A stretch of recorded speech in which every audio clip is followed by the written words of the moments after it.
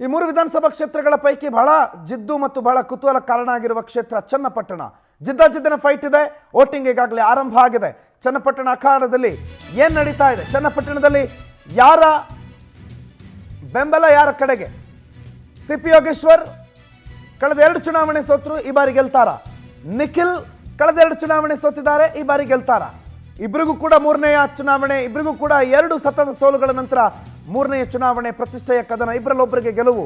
ಹಾಗಾದ್ರೆ ಯಾರಿಗ ಗೆಲುವು? ಚನ್ನಪಟ್ಟಣದ ಕುರುಕ್ಷೇತ್ರ ಯಾರಿಗೆ ಹೋಗುತ್ತೆ? ಈ ಪ್ರತಿಷ್ಠೆಯ ಕದನದಲ್ಲಿ ಯಾರು ಗೆಲ್ತಾರೆ? ಕಾಂಗ್ರೆಸ್ನಿಂದ ಯೋಗೇಶ್ವರ್ ಕೊನೆ ಹಂತದಲ್ಲಿ ಕಾಂಗ್ರೆಸ್ಗೆ ಹೋದ್ರು. ಕಾಂಗ್ರೆಸ್ನ ಅಭ್ಯರ್ಥಿಯ ಕಣದಲ್ಲಿದ್ದಾರೆ. ಜೆಡಿಎಸ್ ಮತ್ತು ಬಿಜೆಪಿಯ ಮೈತ್ರಿ. ನಿಖಿಲ್ ಕುಮಾರಸ್ವಾಮಿ ಅಖಾಡದಲ್ಲಿದ್ದಾರೆ. ಈ ಪ್ರತಿಷ್ಠೆಯ ಕದನದಲ್ಲಿ ಮತದಾನ ನಡೀತಾ ಇದೆ. ವೀಲ್ ಚೇರ್ ಅಲ್ಲೂ ಬಂದು ಅಜ್ಜಿಯೊಬ್ಬರು ಮತದಾನ ಮಾಡಿದ್ರು ಚಕ್ಕರೆಯ ಮತಗಟ್ಟೆಯಲ್ಲಿ.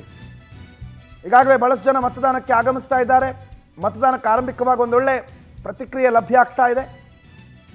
ಬಟ್ ಇನ್ನೂ ಹೆಚ್ಚಿನ ಸಂಖ್ಯೆಯಲ್ಲಿ ಜನ ಬರಬೇಕು, ಇನ್ನೂ ಹೆಚ್ಚಿನ ಸಂಖ್ಯೆಯಲ್ಲಿ ಮತದಾನ ಮಾಡಬೇಕು. ವೀಲ್ ಚೇರ್ನಲ್ಲಿ ಆಗಮಿಸೋದ್ರ ಮುಖಾಂತರ ಮತದಾನ ಮಾಡಿರುವ ಅಜ್ಜಿ ನೋಡಿ, ಅವರ ಹುರುಪು ನೋಡಿ. ಅವರ ಹಕ್ಕನ್ನು ಚಲಾಯಿಸೋದಕ್ಕೆ ವೀಲ್ ಚೇರಲ್ಲೂ ಬಂದಿದ್ದಾರೆ. ವೀಲ್ ಚೇರಲ್ಲಿ ಬಂದು ತಮ್ಮ ಹಕ್ಕನ್ನು ಚಲಾವಣೆ ಮಾಡಿದ್ದಾರೆ. ಆದರೆ ಯುವಕರ ಸಂಖ್ಯೆ ಭಾಳ ಕಡಿಮೆ ಇದೆ. ಯುವಕರು ಬರಬೇಕು, ಇನ್ನೂ ಅತಿ ಹೆಚ್ಚಿನ ಸಂಖ್ಯೆಯಲ್ಲಿ ಯುವಕರ ಆಗಮನ ಆಗಬೇಕಿದೆ.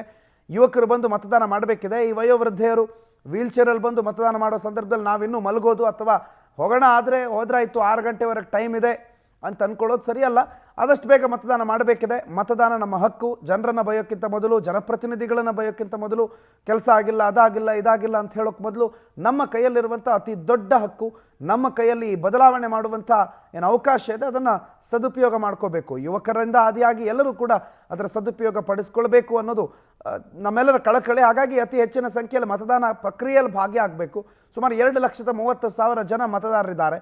ಅಷ್ಟೆಲ್ಲ ಮತದಾರರಿದ್ದರೂ ಕೂಡ ಮತದಾನ ಅಟ್ಲೀಸ್ಟ್ 2 ಲಕ್ಷ ಮತದಾನ ಆದರೆ ಈ ಮತದಾನ ಪ್ರಕ್ರಿಯೆಗೆ ಒಂದು ಹೆಮ್ಮೆ ಮತ್ತು ಆ ಮತದಾನ ಪ್ರಕ್ರಿಯೆಯಲ್ಲಿ ನಾವು ಭಾಗಿಯಾಗಿದ್ದೀವಿ, ನಮ್ಮ ಜನನಾಯಕರನ್ನು ನಾವು ಆರಿಸಿದ್ದೀವಿ ಅನ್ನುವಂಥ ಹೆಮ್ಮೆ ನಮಗಿರುತ್ತೆ.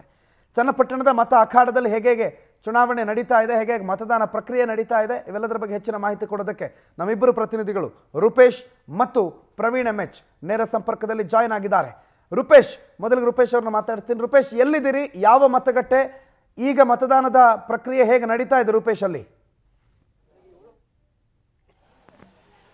ಇಲ್ಲಿ ಚನ್ನಪಟ್ಟಣದಲ್ಲಿ ಒಟ್ಟಾರಾಗಿ 2.5 ಲಕ್ಷ ಮತದಾರರಿದ್ದಾರೆ. 2,32,000 ಮತದಾರರಿದ್ದಾರೆ. ಆದರೆ ಈ ಮತದಾರರಲ್ಲಿ ಹೆಚ್ಚು ಪ್ರಮಾಣದ ಮತದಾನ ಆಗಬೇಕು. ಯಾಕಂತ ಹೇಳಿದ್ರೆ ಪ್ರತಿಯೊಂದು ಚುನಾವಣೆಯಲ್ಲೂ ಕೂಡ ದೊಡ್ಡ ಪ್ರಮಾಣದಲ್ಲಿ ಮತದಾನ ಆಗೋದಿಲ್ಲ. 60-65% ಆದರೆ ಹೆಚ್ಚು ಅಂತ ಹೇಳಿ. ಹೀಗಾಗಿ ಮತದಾನ ಹೆಚ್ಚು ಮಾಡಲಿಕ್ಕೆ ಸರ್ಕಾರ ಇರ್ಬೋದು, ಅದೇ ಚುನಾವಣಾಧಿಕಾರಿಗಳು ಸಾಕಷ್ಟು ಕಸರತ್ತನ್ನು ಮಾಡ್ತಾ ಇದ್ದಾರೆ. ನಾವಿವತ್ತು ಇಲ್ಲಿ ಸರ್ಕಾರಿ ಮಾದರಿ ಹಿರಿಯ ಪ್ರಾಥಮಿಕ ಶಾಲೆ ಕೋಟೆಯಲ್ಲಿದ್ದೀವಿ. ಕೋಟೆ ವೀರಾಂಜನೇಯ ಸ್ವಾಮಿ ಟೆಂಪಲ್ ಪಕ್ಕ, ಕಾಶಿ ವಿಶ್ವನಾಥ ಸ್ವಾಮಿ ಟೆಂಪಲ್ ಪಕ್ಕದಲ್ಲಿ ಇರತಕ್ಕಂಥದ್ದು ಚನ್ನಪಟ್ಟಣ ಟೌನ್ ವ್ಯಾಪ್ತಿಗೆ ಬರುತ್ತೆ.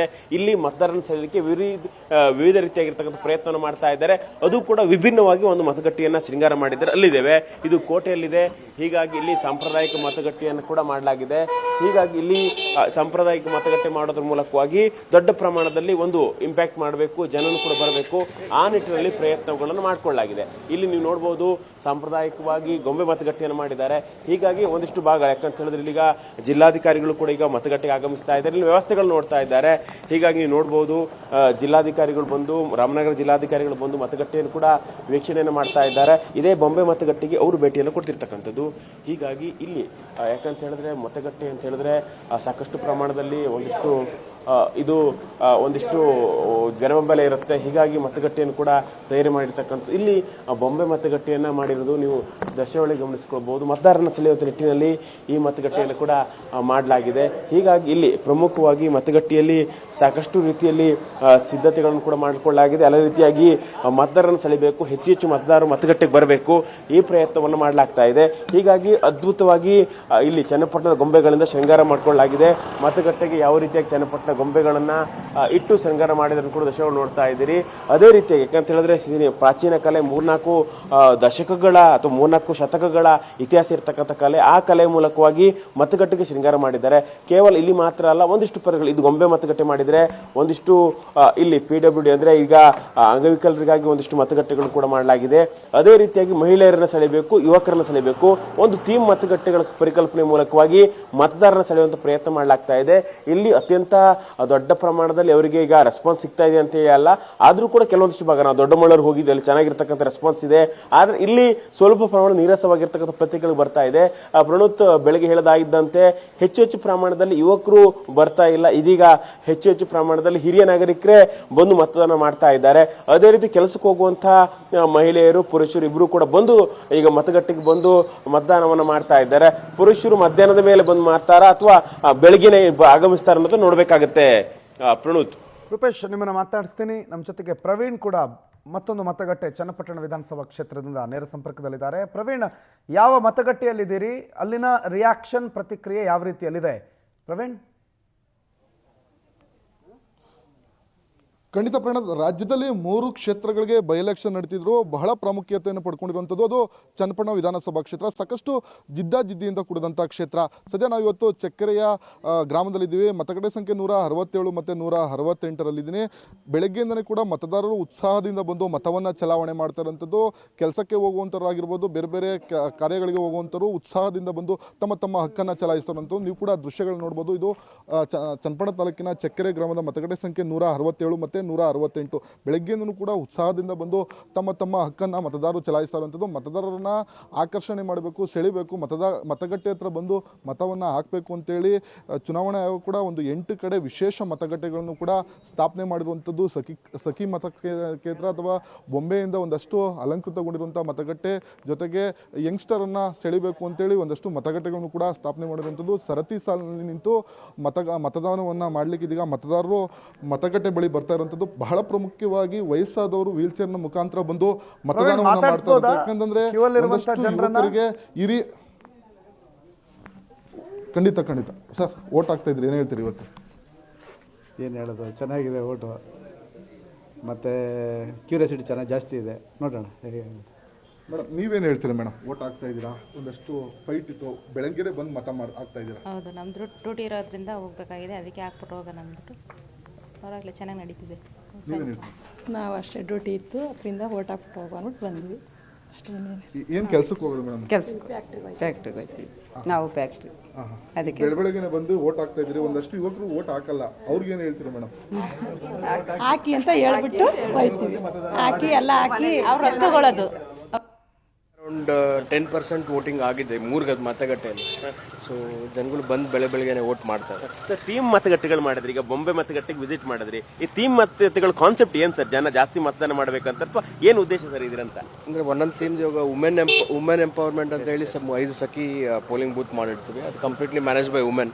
ಹಾಗೆ PWD ಪರ್ಸನ್ಸ್ ವಿತ್ ಡಿಸಬಿಲಿಟಿ ಒಂದು ಕಂಪ್ಲೀಟ್ಲಿ ಮ್ಯಾನೇಜ್ ಮಾಡ್ತಾರೆ. ಇದು ಚನ್ನಪಟ್ಟಣ ಸ್ಪೆಸಿಫಿಕ್ ಟಾಯ್ ಇರೋದ್ರಿಂದ ಸ್ಪೆಷಾಲಿಟಿ ಒಂದು ಮಾಡಿರ್ತೀವಿ. ಸರ್, ಕೆಲವೊಂದ್ಸಲ ತಾಂತ್ರಿಕ ಸಮಸ್ಯೆಗಳಾಗತ್ತೆ. ಇಲ್ಲೇನಾದ್ರೂ ಇವತ್ತು ಚನ್ನಪಟ್ಟಣ ತಾಂತ್ರಿಕ ಸಮಸ್ಯೆ ಎಲ್ಲಾದ್ರೂ ಕಂಡು ಬಂತ ಅದನ್ನು ಸಾಲ್ವ್ ಮಾಡೋ ಕೆಲಸಗಳಾಗಿದೆ ಸರ್? ಅದೇ ಬೆಳಿಗ್ಗೆ ಮಾಕ್ ಪೋಲ್ ಸಮಯದಲ್ಲಿ 2 BU ಮತ್ತೆ 1 VVPAT ನ ರಿಪ್ಲೇಸ್ ಆಗಿದೆ. ಅದು ರಿಪ್ಲೇಸ್ ಆಗ್ತಿದ್ದಂಗೆ ಪೊಲಿಟಿಕಲ್ ಪಾರ್ಟೀಸ್ ಕೊಟ್ಟಿರ್ತೀವಿ ಯಾವ BU ರಿಪ್ಲೇಸ್ ಆಗಿದೆ. ಸರ್, ಈಗ ಹಿರಿಯ ನಾಗರಿಕರು ಜಾಸ್ತಿ ಬರ್ತಾರೆ, ಯೂತ್ ಸ್ವಲ್ಪ ಕಡಿಮೆ. ಬೆಳಗ್ಗೆ ನೋಡಿದ್ರೆ ಕೆಲಸಕ್ಕೆ ಹೋಗೋರು. ಯೂತ್ ಏನ್ ಹೇಳ್ತೀವಿ ಸರ್ ಹೆಚ್ಚು ಮತದಾನ ಮಾಡ್ಲಿಕ್ಕೆ? ದಯವಿಟ್ಟು ಬಂದು ಇದು ನಿಮ್ಮ ಹಕ್ಕಿದೆ, ದಯವಿಟ್ಟು ಬಂದು ಮತದಾನ ಮಾಡಿ. Thank you. ಇದಿಷ್ಟು ರಾಮನಗರ ಜಿಲ್ಲಾಧಿಕಾರಿ ಯಶವಂತ್ ಬಿ ಅವರ ಮಾತುಗಳು. ಯಾಕಂತ ಹೇಳಿದ್ರೆ ಒಂದಿಷ್ಟು ಥೀಮ್ ಮತಗಟ್ಟೆ ಮೂಲಕವಾಗಿ, ಬೇರೆ ಬೇರೆ ಮತಗಟ್ಟೆ ಮೂಲಕವಾಗಿ ಹೆಚ್ಚು ಜನರನ್ನು ನಡೆಸುವಂತ ಸೆಳೆಯುವಂತ ಪ್ರಯತ್ನಗಳನ್ನ ಮಾಡಲಾಗ್ತಾ ಇದೆ. ಹೀಗಾಗಿ ಜಿಲ್ಲಾಧಿಕಾರಿಗಳು ಎಲ್ಲ ಕಡೆ ರೌಂಡ್ಸ್ ಮಾಡ್ತಾ ಇದ್ದಾರೆ. ಅವರ ಮಾತಲ್ಲಿ 2, ಯಾಕಂತ ಹೇಳಿದ್ರೆ ಈಗ ಎಷ್ಟು ಚುನಾವಣೆ ದೊಡ್ಡ ಮಟ್ಟಿಗೆ ಒಂದು ಪೂರ್ವ ತಯಾರಿ ನಡೀತಿದೆ ಅಂತ ಹೇಳಿದ್ರೆ ಅಣುಕು ಮತದಾನ ಮೊದಲು ಮಾಡಲಾಗತ್ತೆ.